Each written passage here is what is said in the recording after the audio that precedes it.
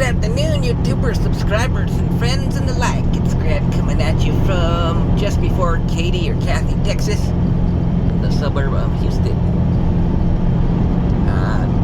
They assigned me a truck that's got all the bells and whistles. If you see that far right corner of the gauge cluster down there, not the analog gauges, I'm talking the digital one, you can see that it's literally keeping track of the radar from this box right there for that car ahead of me in terms of how far it is and the speed it's going.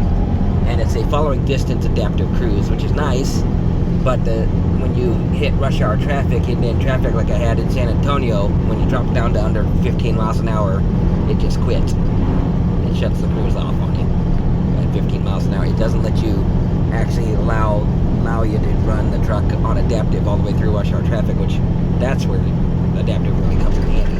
This following distance adaptive stuff, I mean, yeah, it keeps you safer, but it's just mothering left and right. It's just another way to mother you, in my opinion. I mean, I can judge distance-wise how close I'm getting to a car and what I need to do to negotiate that, but I guess that's for drivers that are falling asleep, maybe? I don't know. Oops, I don't want to go on that one. Just driving all over the road now. Getting messed up on the content and thinking I was going to screw my driving up next because that thing is ending and I'm not ending. I'm continuing on, and I got the truck driver behind me wondering what the hell I'm doing, so I better go. I'll talk to you in the next clip when I'm not driving. I just wanted to show you the radar part of that piece. There's a Penski code and stuff. That's how you know it will be a Penski. That and the fact that this has a really extended back end for a blue and white Penski box truck. I don't even know the color of it. It's more based on the fact that the cab is white, but yeah. And then of course that Penske branding in the front. Got safety features like you can't just hit the lock key. You have to actually manually lock that door, which actually that's a good one, because that way it keeps you from losing the key because you have to take it with you to lock it. Okay, every time I get out, I come around and check these. So far, this idea has been working though, better than I thought it would.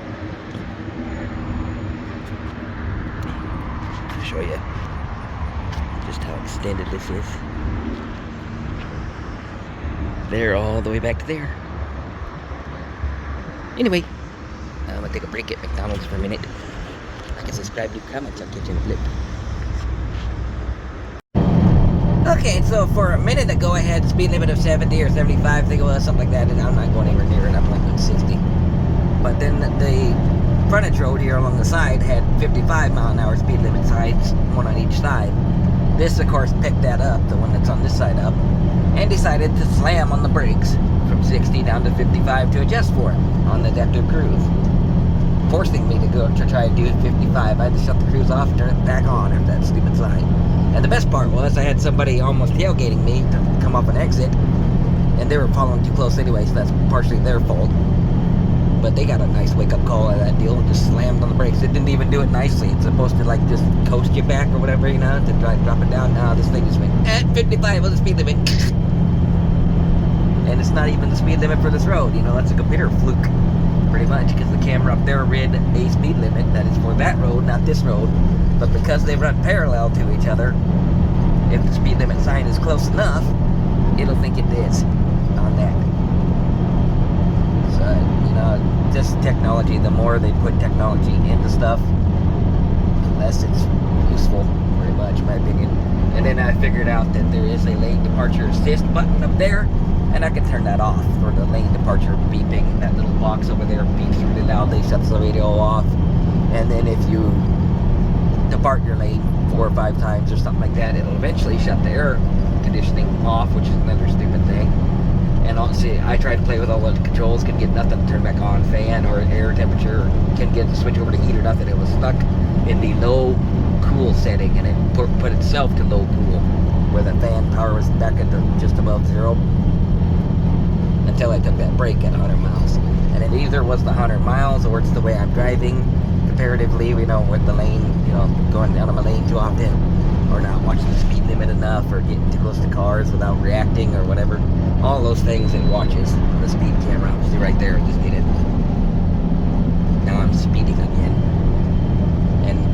spots here, I am technically speeding. I'm doing like 60, and it does say 55 in sections.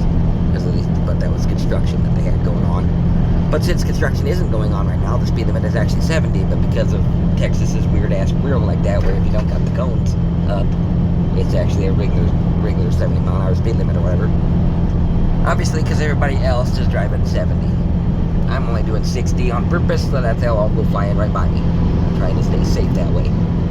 Speaking of staying safe, I better get off of here and talk to you again on a different clip when I'm not driving. I just wanted to point that out. What I found out as I'm driving, you know, they make these different packages, higher end stuff. You can get all sorts of custom stuff. You could get an ashtray instead of a cup holder. You could get an ashtray and cup holder. You can get 2 cup holders. You get no cup holders. You can get a bunch of different buttons up there. On some of the models like this, has a bunch of different buttons up there for the lifting and lowering the lean gate and all that for box trucks. And whatever you're specializing your truck for, they can make a button for it.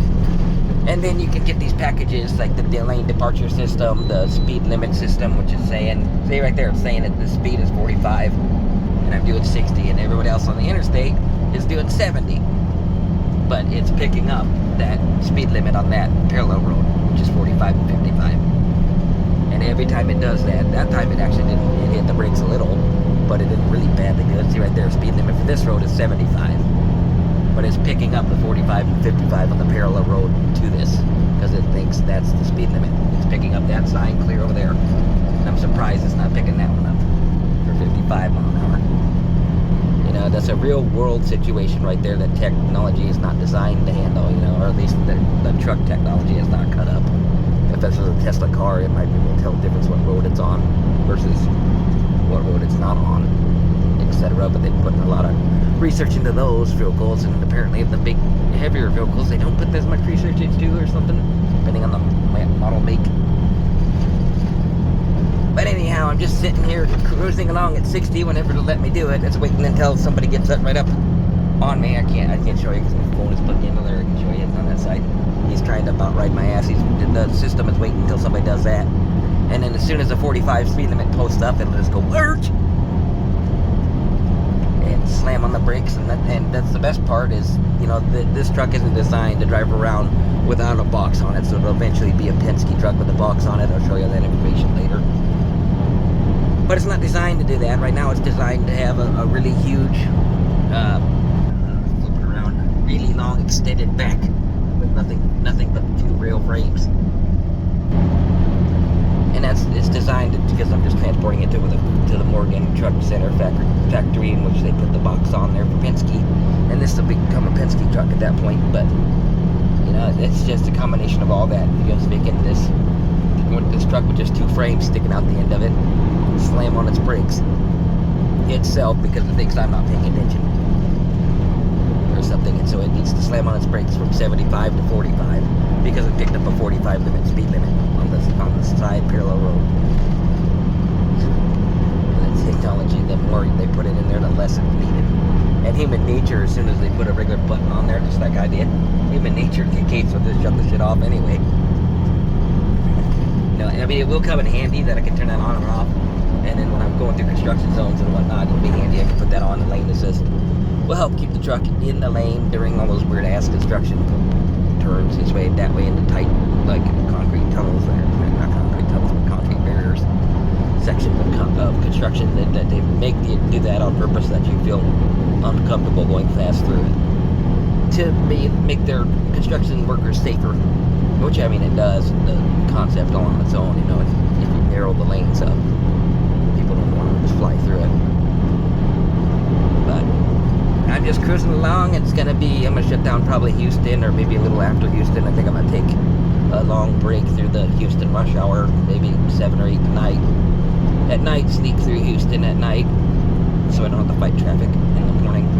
And then I'll shut down on the other side of the suburb of Houston. Continue on, and this is going through Rydal, Georgia. Like and subscribe, leave comments.